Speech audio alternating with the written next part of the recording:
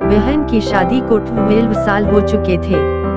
उसका ससुराल पड़ोस के गांव में था, लेकिन मैं अब तक कभी उसके घर नहीं गया था। लेकिन वह कभी कभार सबसे मिलने घर आती थी। एक दिन मेरी पत्नी ने मुझसे कहा कि तुम्हारी बहन जब भी आती है तो उसके बच्चे पूरे घर पर कब्जा कर लेते हैं और बहुत परेशान करते हैं। पूरे घर में सामान फैला देते हैं। खर्चा तो 2 गुना बढ़ जाता है।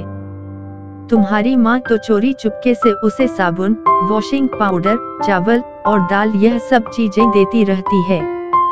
यह सब सुनकर मुझे बहुत गुस्सा आया। मैं मुश्किल से घर का खर्चा चला पाता हूँ और मेरी माँ मेरी बहन को सब कुछ दे देती है।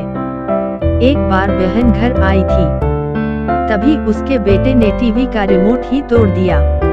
मुझे गुस्सा आ गया और मैंने अपनी माँ से कहा कि दीदी को ऐसे बार बार घर नहीं आना चाहिए, बस दिवाली पर ही आया करे और जो तुम झोला भर के सामान देती हो वह भी बंद कर दो। माँ ने कुछ नहीं कहा, पर बहन ने सब सुन लिया था, लेकिन वह भी कुछ नहीं बोली। 4:00 बज चुके थे। उसने अपने बेटे को तैयार किया और कहा, भाभी मुझे बस स्टॉप तक छोड़ दो। मैंने ऐसे ही झूठ मूठ दीदी को बोला, जा रही हो दीदी, कुछ दिन और रुक जाती। उसने मुस्कुराते हुए कहा, अरे नहीं, बच्चों की छुट्टियां खत्म हो रही है, हमें जाना चाहिए अब। एक दिन हम दोनों भाइयों के बीच जमीन का बंटवारा होने वाला था। तभी दीदी भी आई थी, लेकिन मैंने उनसे सीधे कह दिया कि मैं अपने हिस्से से कुछ नहीं दूंगा। माँ ने कहा कि बेटी का भी अधिकार होता है, लेकिन मैंने उसे चिल्लाकर कहा कि मैं उससे कुछ नहीं दूंगा। दीदी सामने बैठी थी पर कुछ नहीं बोल रही थी।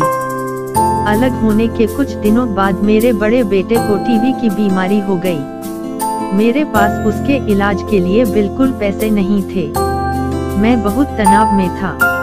ऐसे ही एक दिन मेरी बहन घर आई और मेरे पास बैठ गई। उसने अपना हाथ मेरे सिर पर फेरा और कहा कि तुम तनाव में हो क्या?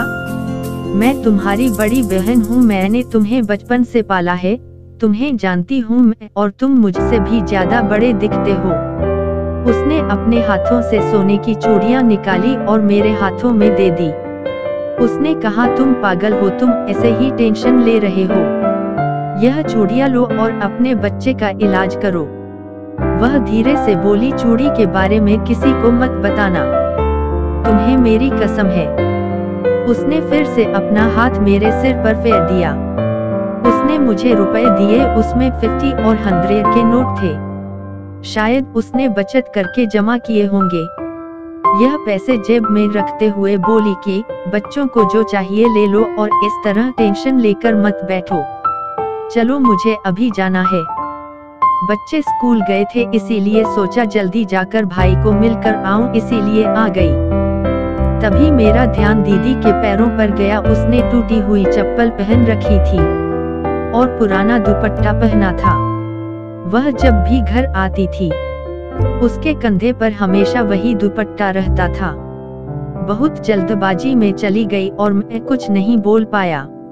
हाथों में वह चूड़ियां लिए मैं जोर जोर से रो रहा था। हम भाई कितने स्वार्थी होते हैं ना, पल भर में बहन को पराया कर देते हैं और बहनें अपने भाई का जरा सा भी दर्द बर्दाश्त नहीं कर पाती। उसके घर में वह कई समस्याओं का सामना करती है। दोस्तों, हमें थोड़ा समय देकर और अपनी बहन से हालचाल पूछना चाहिए। बस एक पल के लिए मुस्कुराएंगे, उतना काफी है। उन्हें हमसे और कुछ नहीं चाहिए होता है। यह सच है, किसी ने कहा है कि एक बहन दूसरी माँ होती है। अगर आपको मेरा ये वीडियो पसंद आया हो तो उसे लाइक, सब्सक्राइब, कमेंट और शेयर जरूर कीजिए। धन्यवाद।